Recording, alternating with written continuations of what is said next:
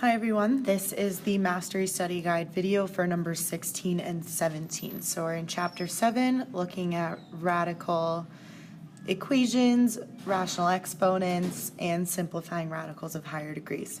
So with mastery topic number 16, our example 1 is a rational exponent in an equation. So the first thing we look to do is identify what is being taken to that power.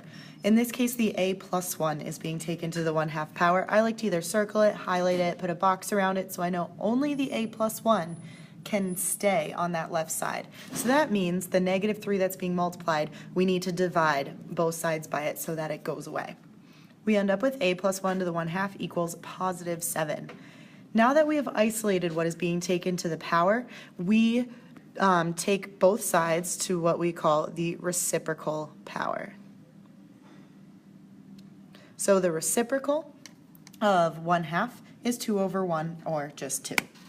So on the left side, the 1/2 and the 2/1, because when we multiply with exponents, when we take a power to a power with exponents, we multiply them, it cancels out, giving us a plus 1 on the left, and 7 to the second power is 49.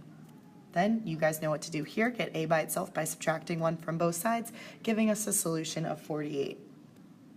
Our second example is simplifying a regular number to a rational exponent. So when we look at the number in the denominator, that is the index of the root. So that means we're taking the square root of 9, and then the numerator of the fraction is what we're taking to that power. So -3 is in the numerator, so we're taking the square root of 9 to the -3rd power. Another thing we can look at is if we have let's say x to the b over a, that's the same as a is the index, x is our base, and we're taking it to the b power.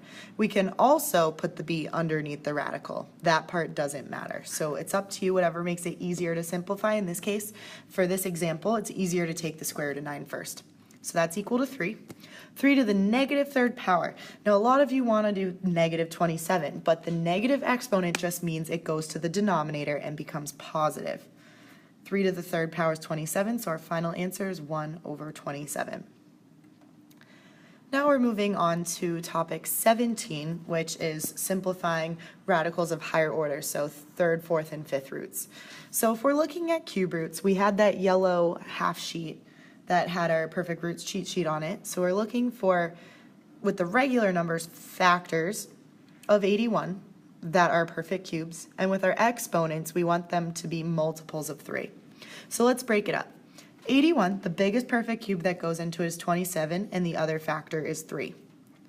M to the 6th power. 6 is already a multiple of 3, so we don't need to change it.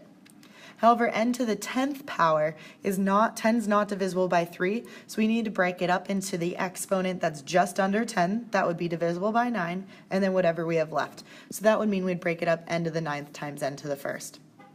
What I like to do is just circle or highlight what my perfect cube roots are and pull them to the outside. So I'm actually going to back up a little bit here. So the cube root of 27 is 3. The cube root of m to the 6th, 6 divided by 3 is 2. And then the cube root of n to the 9th, 9 divided by 3 is 3. So that's where the n to the 3rd comes from. Then we just write what we have left, cube root of 3n.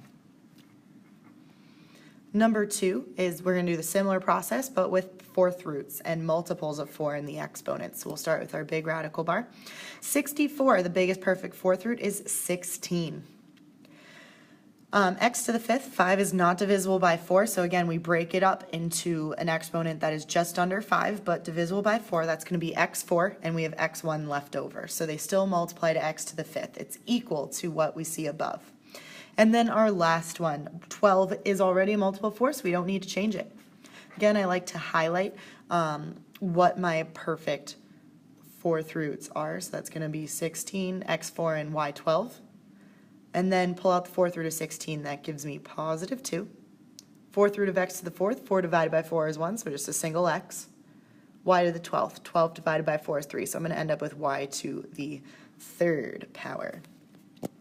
Then what I have left underneath, it's a 4th root for index, and I have a 4 and an x left over. So that will stay, and that's my final answer. That concludes this video. Thank you for watching.